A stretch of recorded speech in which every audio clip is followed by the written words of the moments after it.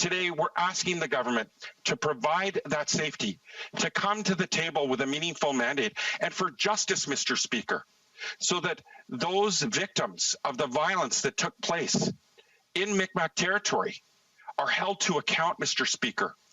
We've been asking for weeks for the government to provide the security and safety to the people of those communities as in support of Chief Sack and his community. But instead, we keep getting lip service from the government, Mr. Speaker.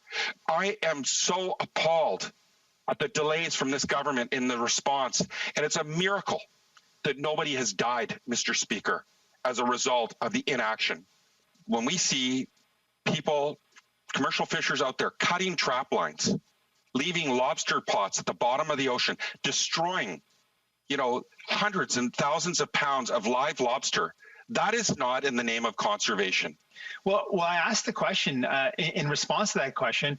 I asked the question of everyone in the House and all Canadians who are listening. Imagine you were working in your community and your livelihood, what you rely on to put food on the table for your family, for your kids, if your livelihood was threatened by somebody, and those threats were specific. Someone threatened to set fire to your place of work where you earn a living for your family. What would the police response be? And how would you feel if after receiving that type of threat, being physically intimidated, being assaulted, that your place of work was then set ablaze and you came to work and saw that it was destroyed? That is what's going on here. That is absolutely an example of systemic racism in our policing. I want to make it absolutely clear that our government strongly condemns any form of violence, harassment, and intimidation towards the Mi'kmaq in Nova Scotia.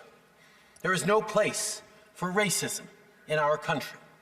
The appalling violence in Nova Scotia must stop now.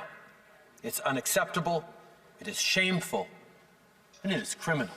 But I'm disappointed because in his remarks he said the real work of reconciliation should be driving a solution here.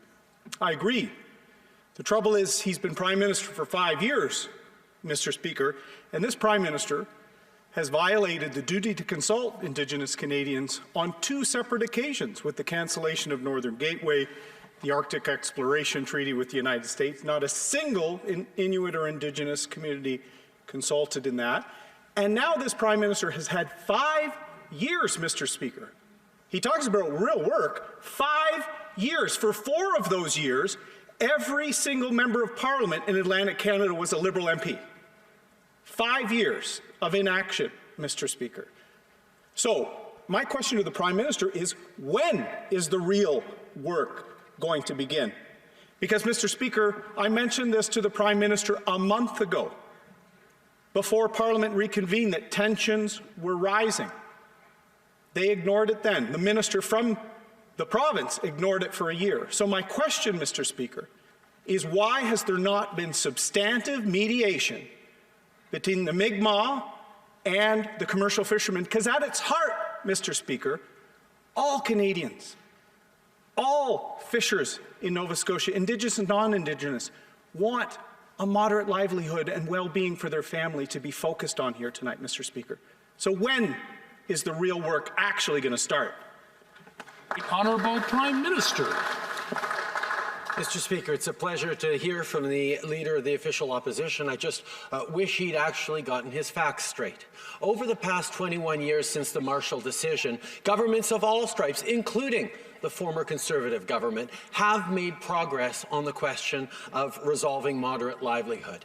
Licenses and tags have been transferred from commercial fishers to Indigenous Mi'kmaq fishers, and much work has been done. Over the past 5 years, we significantly accelerated that work and moved forward even further on reconciliation, as we did in many other areas of the country. So we will continue to do so. It's interesting that, yet again, the examples the Leader of the Opposition brought up were focused squarely on the oil and gas issues, which is an important issue, but only one of many issues facing Canadians right now. We will continue to work in partnership with Indigenous peoples. We will continue to put the nation-to-nation relationship first and foremost in our engagement with Indigenous peoples, and we will continue to build this path forward that all Canadians of every background expect this government and all governments to walk together. We are working diligently right now to make sure that we're implementing that treaty right. We have been very active on this file since we were elected. We have seen agreements signed with some communities and others. There has been ongoing discussions with them for quite some time now. But with regards to the Mi'kmaq in Nova Scotia, and particularly the band in Sabaganagati, we are working with them diligently right now through negotiation process to make sure that we implement their treaty right. Liberals have preferred to also brand this dispute, and we heard this with the Prime Minister tonight, as entirely a racial conflict, Mr. Speaker. The truth is that there are some unacceptable examples of racism, but there are also unresolved negotiations because of a personal debate over livelihood. Indigenous livelihood, the well-being of those Canadians and their families, and the livelihood of many commercial fishers, Mr. Speaker. As the Minister herself said, in her province, in Nova Scotia, it is part of the culture, Mr. Speaker.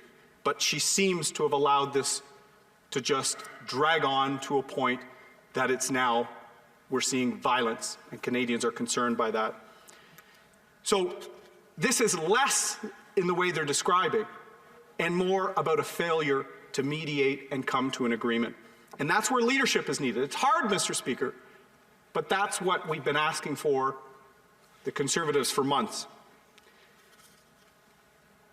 It's made worse by the fact that in this pandemic, all families are worried about providing for their family. Indigenous, non-Indigenous. The government should have been knew that these tensions were rising. They could have shown leadership, but instead they're framing it as a tension that's brought on purely by racial elements, and that's not truly the case, Mr. Speaker. This has been happening for weeks. This has been happening for months. I wrote my first letter to the minister at least 2 months ago, underlining the issue that is before us. I've asked questions in the House. I've brought it up in my debate to speech and reply. Finally, now, when these threats have been thrown around, when the violence has gotten too much, finally, people seem interested in what's happening in West Nova. Where the heck were, where were you? Where were the other MPs? You'd think at some point I would have gotten a phone call from someone asking about what the situation really means. Now, what is causing the problem that we're seeing here in West Nova? I can tell you, Mr. Speaker, that the people that I represent are scared. They're worried about what's happening in their communities. They're wondering what is going to happen next in their communities. Before I get to the current situation, I want to say to the minister and to the people that are speaking here today, please don't paint my area as racist. There's probably a few, as in many of our ridings. Systemic racism is true in Canada, but my area is not by default racist. It does not represent the majority of my citizens. Canada and all Canadians have a responsibility to understand this and ensure that these treaties are upheld and implemented. To achieve this, Canada is currently engaged in discussions on Aboriginal and treaty rights and self-government with 10 of the 13 Mi'kmaq First Nations in Nova Scotia. We are also pursuing discussions with the remaining 3 communities, which are not involved at the self-determination table. Implementing the historic treaty rights recognized in the Marshall Decision is a critical component of these discussions and a priority for the Government of Canada. For millennia, Indigenous people have held conservation and sustainability as a core value. The Mi'kmaq Nation have been working hard on their plans to exercise and implement their rights in a sustainable fishery based upon science. I rise today as the only lone Mi'kmaq MP in this House, the only MP this House has ever known of Mi'kmaq descent, but also as someone who has a large fishing community as well. I told constituents that I would always look for a collaborative solution to the challenges we face in Canada. I've spoke to many stakeholders over the past month, Mi'kmaq fishermen, Mi'kmaq leaders, and fishing associations, as well as the RCMP. I do believe in my heart that there is room for all of us and that we together can move forward. Before I address the solutions that I'd like to put forward, I would like to share with you all a little bit about how we've come to this escalation. And I've heard members of the opposition quote one section of the clarification instead of looking at all of the Mi'kmaq case law combined and all of the case law in Canada.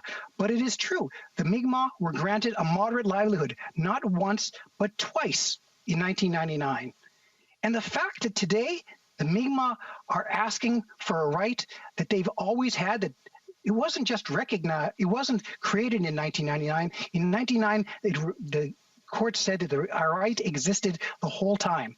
And the fact that Mi'kmaq aren't looking for reparations or revenge, rather they're looking for reconciliation, shows our commitment to this country and our allies.